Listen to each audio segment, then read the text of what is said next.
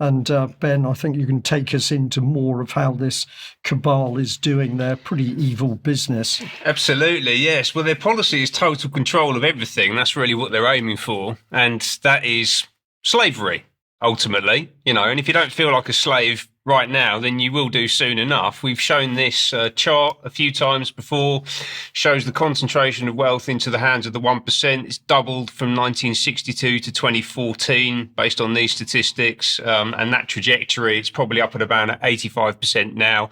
And we know that by 2030, they want to get it to 100% of ownership by the 1%. We will own nothing and be happy. That is essentially a slave system. And it's enabled by an overseer class. I'm going to talk about the overseers today. One who oversees or superintends workmen, especially slaves. One who has charge under the owner or manager of the work on a plantation. So for today's purposes, Europe is the plantation. We are the slaves. The owners of the global investment funds and the billionaire class. And this man is an overseer. This is Tunde Olanrewaju, who is a British man of Nigerian extraction. He's a trustee at Oxfam, one of these improbable career trajectories that we talk about, Brian. He's a member of the Imperial College Council, so slap bang in Bill Gates territory. He's on the board of Innovate UK, which is one of the primary mechanisms for driving the transformation agenda out of central government in the public-private marketplace to completely change our society. He's also a member of the UK Government Industrial Strategy Advisory Council, very influential, powerful guy. And most importantly, he's a senior partner at McKinsey and Company, the global strategy and consulting firm that is a strategic partner of the World Economic Forum. He's been there for 23 years, man and boy. He was at one point the global chief technology officer, so a very important role in the firm in an increasingly technology-enabled system that we're in. Interestingly, he was managing partner of UK and Ireland and Israel. So interestingly, as part of the government's 2030 integration agenda, there's a kind of a counterpart happening out in the marketplace with organizations like McKinsey in particular, basically merging their Israel and UK operations, which I think is quite an astonishing thing. And he was in that position from 2022 to 25. And he's just been bumped up into the top job in Europe, interestingly. So he's done a great job there, apparently, earning lots of money for the firm. And he's now the managing partner for Europe for McKinsey. And he put out this little statement. There's just an excerpt here. I'll put a link to it. You can go and read the whole thing.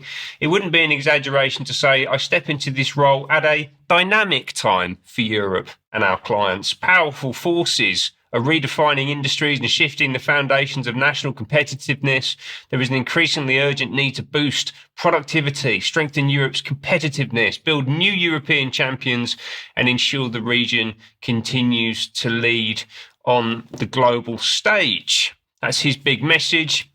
And actually, very helpfully outlined 5 key recommendations, what he calls imperatives for corporate leaders. And I think the language here deserves some scrutiny. An imperative is a command, right? So he's essentially dictating to corporate leaders, and that means the people running multinational corporations. So this is FTSE 350, global brands. McKinsey work at board level with about 90% of listed firms, right? So this message is going right to the top, to the boardrooms in the corporations who are essentially enabling this huge economic transition that we're going through. And that guy, Mr. Tunde, is setting the pace. He's calling the shots. He's telling them what to do. So what are the things that he's recommending? So the first one is this: shaping a concentrated base of long-term and aligned investors. That means reducing ownership down to as small a number of institutional firms as possible who all ultimately think and want the same thing. So this is about establishing relationships with the BlackRocks and the Vanguards and the State Streets and the institutional funds that are driving the agenda, because that makes it easier for you to implement it. You don't have any pesky retail shareholders raising inconvenient questions at the AGM. You just get to wave stuff through. What else is he saying? We need to align ambition with management and board incentives. So that's basically using pay and stock to incentivize your leaders to do what you want them to do. So that's management and board, not the workers, importantly. So this is about getting the rest of the overseer class in the plantation aligned with what the owner class and the other management people want them to do. Exploring tech-led business models, new geographies, new products. So this is about automation, ultimately reducing headcount, the number of people that you employ. It's also about embedding globalization. So if you're moving into new geographies, this is about international cross-border trade. They love that because it necessitates a whole bunch of other things, international supply chains, cross-border payments, all that kind of stuff.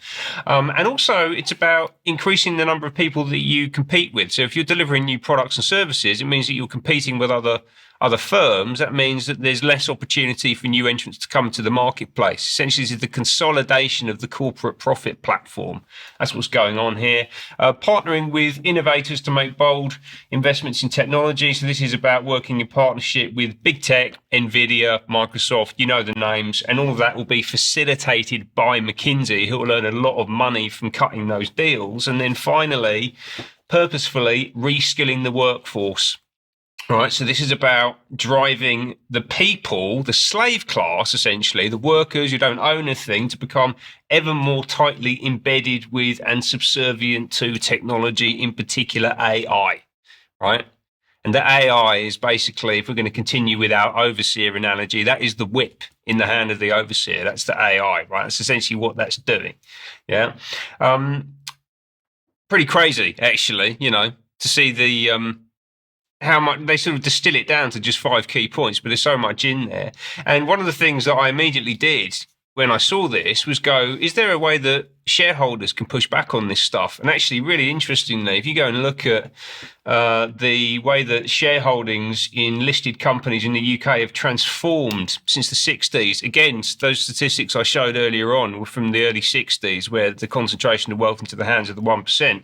You can actually track that really neatly and show that the amount of shares owned by individuals in these big listed companies has gone down from over 50% to just over 10% over a period of about 60 years, right? And that essentially means that all of the power in the markets has been taken away from individuals and small shareholders, and actually is now in the hands of institutional investors, but importantly, non-UK and non-European based institutional investors.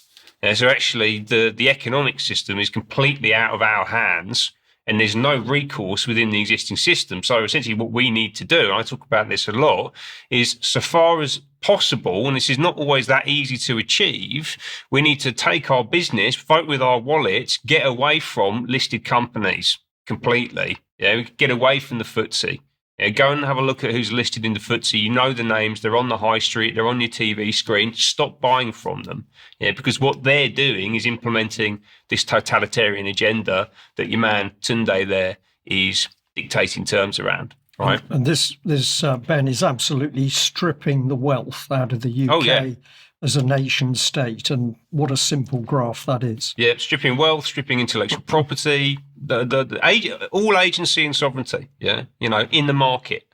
And a similar thing is happening in the political system as well, right? And as I say, it's not just the market; it's also government. And actually, if I just go back to the full post that we can see here, this is what he shared. You can see that he gets a little shout out from that guy. Outstanding! You will rock as usual. Go Tunde. That's from Paul Willmott. Who's he? Well, he's another senior McKinsey guy. So he was managing partner for McKinsey Digital, 96 to 2019. So actually at some point he probably would have been Tunde's, maybe his boss, certainly a close colleague. He was also Chief Digital and Information Officer at Lego, interestingly. Lego does some fascinating stuff, actually. When you really dig into what Lego's done and is doing in terms of kids' development, like there's a whole show we could do there.